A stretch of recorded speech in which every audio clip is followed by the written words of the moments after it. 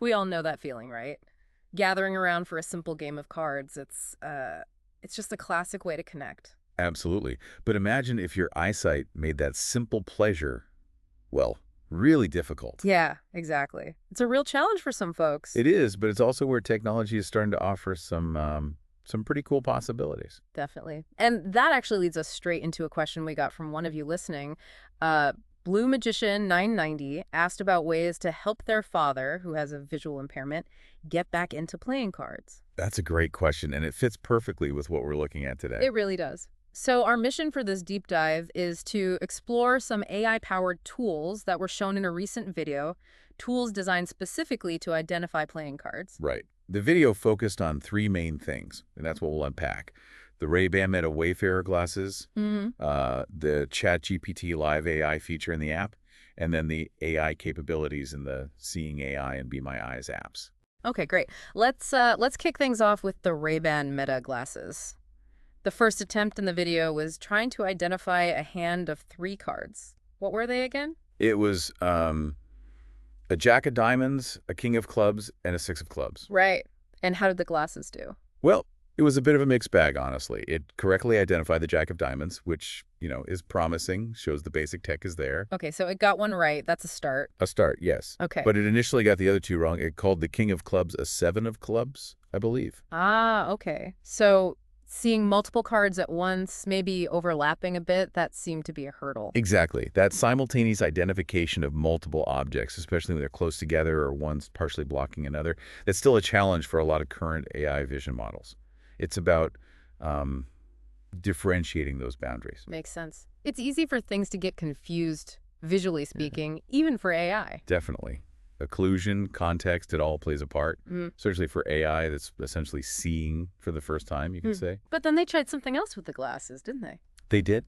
They showed it just a single card, the King of Clubs, all by itself. Ah. And it got it right that time. Nailed it. Okay. So the takeaway here for Blue Magician and anyone else listening is the glasses are convenient, hands-free, kind of cool tech, but maybe not totally reliable yet for identifying a whole hand of cards at once. Accuracy seems better with just one card in clear view. That sums it up pretty well. Promising, but with limitations, especially in complex scenes. All right, so moving away from the glasses, the video then looked at using a smartphone app, specifically ChatGPT Live AI. This seemed quite a bit more powerful in the demo. It really did. The first test used those same three cards. Again, Jack of Diamonds, Six of Clubs, King of Clubs. And the result? It identified all three correctly and, importantly, in real time. Wow, okay. Real time is a big difference, no waiting. Exactly. That speed and accuracy were definitely a step up from what we saw with the glasses in that specific test. Then they tried to trip it up a bit, right, with different cards. Yeah, they held up a 4 of spades and a 9 of hearts. And initially, ChatGPT actually misidentified the 4 of spades, called it a 5, I think. Oh, okay, so not perfect first time. Not perfect first time. And this is really interesting when the presenter just said, look again, the AI corrected itself. It corrected itself. Yes, it reevaluated and correctly identified both the 4 of spades and the 9 of hearts. That's pretty smart. It shows it can kind of learn or adjust based on feedback, like a quick double check. Precisely. That ability to refine its understanding based on interaction is a hallmark of these more sophisticated AI models. It's not just making a static guess. Right. Okay, what else did they try with ChatGPT? They upped the complexity again. 5 cards this time. Let's see, 5 of spades, 9 of hearts, Jack of diamonds, King of clubs, and a 6 of clubs, kind of hidden in the middle. 5 cards. How did it do there? It got 4 out of the 5 right straight away, but it missed that 6 of clubs tucked in between the others. Okay, so still struggling a bit with crowded or partially hidden cards. Seems like it, yeah. But again, when the presenter gave it a hint, like there's one more between. It found it. It did. It then correctly identified the 6 of clubs. That's quite impressive, actually. Even if it needs a nudge sometimes, the fact that it can incorporate that extra info is key. Absolutely. It shows a level of contextual understanding. Now, thinking about practical use, are there catches with using this ChatGPT Live AI? There are a couple of important things to know, yeah? As the video mentioned, this specific feature, the live vision, is part of ChatGPT Plus. Ah, the subscription service. Right, which costs around, what, $20 a month currently? So that's definitely a consideration for you, the listener. You'd need to think about how often your father might use it versus that monthly cost. Good point. And wasn't there something about usage limits, too? Yes, Yeah. potentially. Depending on the plan details, there might be caps on how many minutes you can use it for, or maybe a daily limit on interactions. It might not be totally unlimited for, say, a long card game. Okay, so cost and potential limits. Need to factor those in. Yeah, definitely. But on the accessibility front, there was another really positive point Oh, mentioned. yeah. What was that? The video creator mentioned they had another demo showing how you could potentially program voice commands for the app. Voice commands. So you wouldn't need to fiddle with the screen. Exactly. The idea is someone with a visual impairment can just use their voice to, like, activate the camera, ask the AI what it sees, making it much more user-friendly. Wow, that could be huge for accessibility, not just for cards, but for loads of things. Totally. That kind of voice integration is a potential game changer. Okay, so summing up ChatGPT Live AI seems like the most accurate real-time option shown. But it comes with a subscription cost, maybe some usage limits. However, the voice control possibility is a really big plus for usability. That's a good summary. Mm. Okay, should we move on to the other apps? They take a different approach. Yeah, let's look at Seeing AI first. You mentioned its Describe feature works differently. Right. Instead of a live video feed, you take a photo of the cards. Okay, so snap a picture first. Exactly. In the video, they showed it 2 cards, the Jack of Diamonds, which was slightly cover of the 6 of Clubs. And what did Seeing AI do with the picture? It generated this really detailed text description. It didn't just say Jack of Diamonds, 6 of Clubs. No, what else did it say? It described their positions like the Jack was in the foreground, partially overlapping the 6. It even mentioned the surface they were on, like a textured background. It was incredibly thorough. Like having someone describe the scene very precisely. Exactly that. Almost like a verbal description from a sighted person. And the cost for Seeing AI. That's the other key point.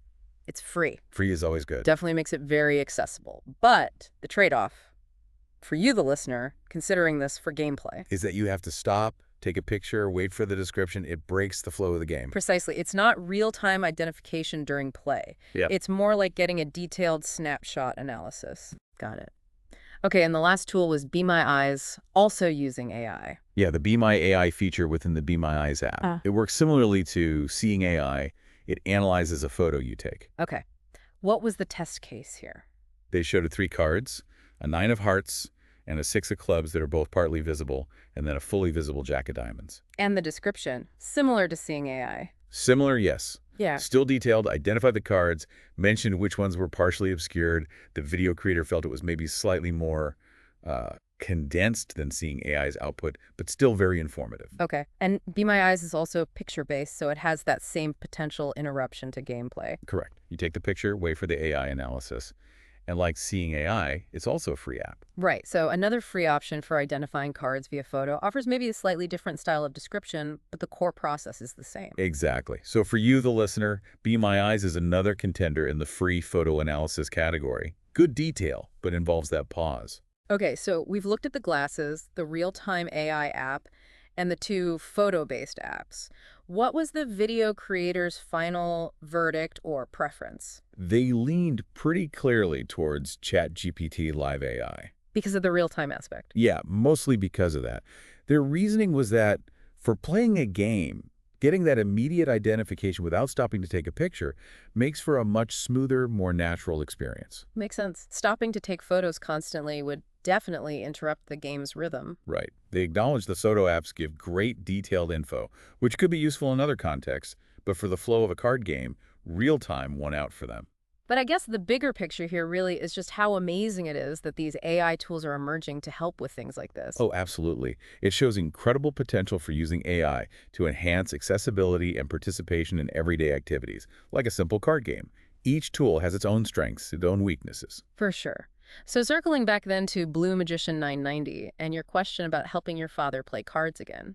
We've seen a few different paths, haven't we? The hands-free glasses, the real-time app, the detailed photo analysis apps. Yeah, quite a range. And now, really, it's about thinking through the pros and cons for your specific situation. For your father, what's the priority? Is it that seamless, real-time feedback? even with the subscription cost of something like ChatGPT Plus. Or is the free access and detailed description from Seeing AI or Be My Eyes a better fit, even if it means pausing the game occasionally to take a picture? It really depends on personal preference, Yeah. budget, and maybe how serious the card games get. Huh, true. It does leave you wondering, though, doesn't it? Where does this technology go next? That's a great closing thought. How much more seamless can these tools become? Imagine them being even more integrated into daily life for people with visual impairments. Yeah, beyond just playing cards, what other activities could this kind of AI assistance open up or make easier? What other ways could AI seeing and describing the world make a real difference? It's definitely something to think about.